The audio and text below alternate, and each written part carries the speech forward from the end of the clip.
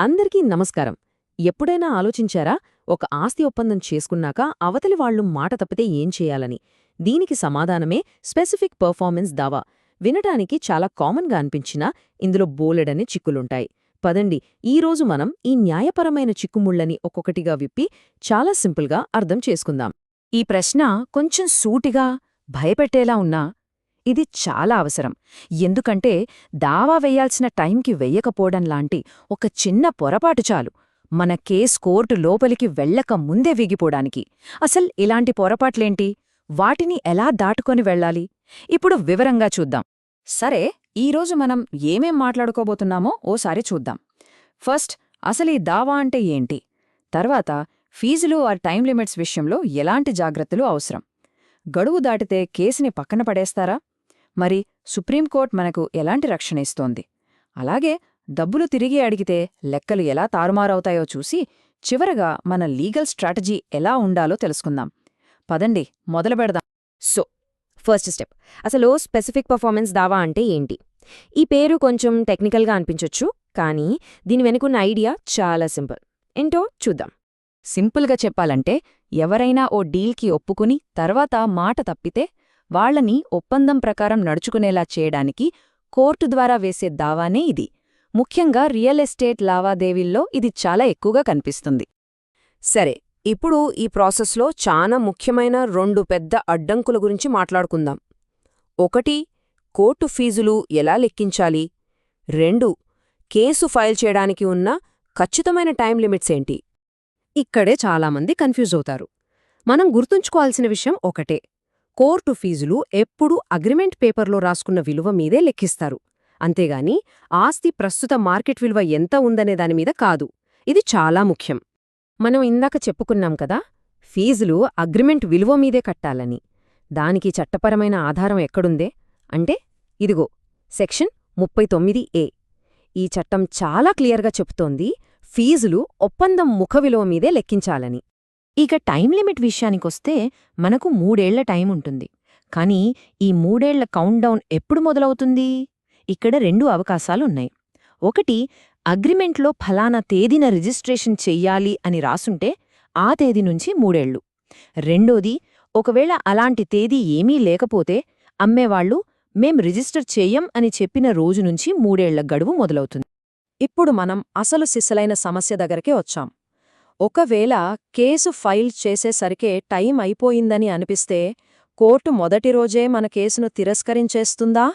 ఈ భయం చాలామందిలో ఉంటుంది.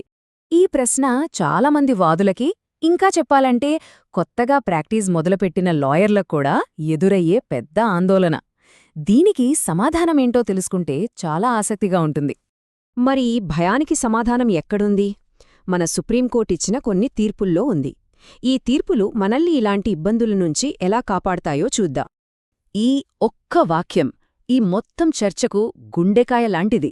దీని అర్థమేంటంటే, టైం అయిపోయిందా లేదా అనేది కేవలం చట్టం పుస్తకం చూసి చెప్పే విషయం కాదు. అసలు ఏం జరిగింది, ఎప్పుడు జరిగింది అనే వాస్తవాలు కూడా చూడాలి. అందుకే సాక్ష్యాలు చూడకుండా, పూర్తి విచారణ జరపకుండా కోర్టులు ఈ విషయంలో తొందరపడి ఏ నిర్ణయం తీసుకోలేవు. మరి ఈ రూల్ ఎక్కడ్నుంచొచ్చింది? గాల్లోంచైతే రాలేదు కదా. సుప్రీంకోర్టు ఇచ్చిన కొన్ని చారిత్రాత్మక తీర్పుల నుంచి వచ్చింది. ముఖ్యంగా ఈ 2 కేసులు టైం అయిపోయిందన్న ఒక్క కారణంతో కేసును వెంటనే కొట్టేయకూడదనే నియమాన్ని బలంగా నిలబెట్టాయి. ఇదిగోండి, సుప్రీంకోర్టు చెప్పింది ఆచరణలో ఎలా ఉంటుందో చూడండి. తప్పు పద్ధతి ఏంటంటే, టైం అయిపోయిందని అనిపించగానే కేస్కి నంబర్ కూడా ఇవ్వకుండా దాన్ని తిరస్కరించడం. కాని సరైన పద్ధతేంటంటే, కేస్కి నంబరిచ్చి విచారణలో భాగంగా ఈ టైం లిమిట్ సమస్యను ఒక ప్రత్యేక అంశంగా విచారించి అప్పుడు నిర్ణయం తీసుకోవడం. సరే, ఇప్పటిదాకా థియరీ అంతా బాగానే ఉంది. కానీ నిజ జీవితంలో ఓ పెద్ద ట్విస్ట్ వస్తుంది. అదేంటంటే, మనం స్పెసిఫిక్ పర్ఫార్మెన్స్తో పాటు ఒకవేళ అది కుదరకపోతే మనం కట్టిన డబ్బులు తిరిగి ఇవ్వమని కూడా అడిగినప్పుడు అప్పుడు కోర్టు ఫీజుల లెక్కలు పూర్తిగా మారిపోతాయి. ఈ ట్విస్ట్ను అర్థం చేసుకోవడానికి ఓ చిన్న ఉదాహరణ చూద్దాం. అనుకుందాం, ఒక ప్రాపర్టీ డీల్ జరిగింది. అగ్రిమెంట్ ప్రకారం దాని విలువ 40 లక్షల రూపాయలు. కొనుగోలు చేసిన వాళ్లు అడ్వాన్స్గా పార్ట్ పేమెంట్గా మొత్తం 35 లక్షల రూపాయలు కట్టేశారు. ఇప్పుడు అమ్మేవాళ్లు మాట తప్పారు. అప్పుడు కొనేవాళ్ళు ఏమనుకుంటారు? నా డబ్బులు నాకు వెనక్కి కావాలి అనుకుంటారు. ఇక్కడే అసలు కథ మొదలవుతుంది. వాళ్ళు కేవలం కట్టిన 35 లక్షలు మాత్రమే అడగరు. ఇన్నాళ్లు ఆ డబ్బు వాళ్ల దగ్గర ఉండటం వల్ల జరిగిన నష్టానికి వడ్డీ కూడా అడుగుతారు. ఉదాహరణకి ఆ వడ్డీయో 20 లక్షల రూపాయలయిందనుకుందాం. ఇప్పుడు చూడండి అసలు ట్విస్ట్. కట్టిన 35 లక్షలు, దానిమీద వడ్డీ 20 లక్షలు. రెండూ కలిపితే వాళ్ళడుగుతున్న ప్రత్యామ్నాయ మొత్తమెంతయింది? 55 లక్షలు. ఇది ఒరిజినల్ అగ్రిమెంట్ విలువైన 40 లక్షల కన్నా చాలా ఎక్కువ. మరి దీనివల్ల ఫీజుల మీద ఎలాంటి ఎఫెక్ట్ పడుతుంది? ఇక్కడ చూడండి.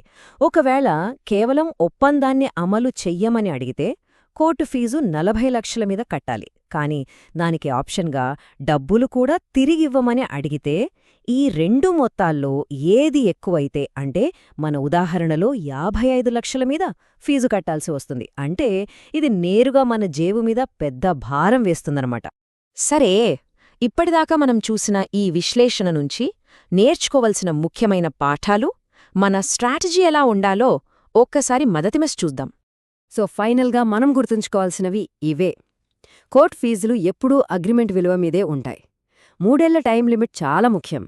టైం అయిపోయిందని కేసుని వెంటనే కొట్టేయలేరు. కానీ ఒకవేళ డబ్బులు తిరిగి అడిగితే మాత్రం దావా విలువ, దాంతోపాటు ఫీజులు కూడా అమాంతం పెరిగిపోతాయి. అంతిమంగా మనం అర్థం చేసుకోవాల్సిన అతి ముఖ్యమైన విషయం ఒకటే. మనం కోర్టులో ఏ రిలీఫ్ అడగాలి అనేది కేవలం లీగల్ క్వెశ్చన్ కాదు. అది మన ఫైనాన్షియల్ కండిషన్కి సంబంధించిన ప్రశ్న కూడా. ఈ ఒక్క నిర్ణయం మన కేసు భవిష్యత్తును మార్చేయగలదు.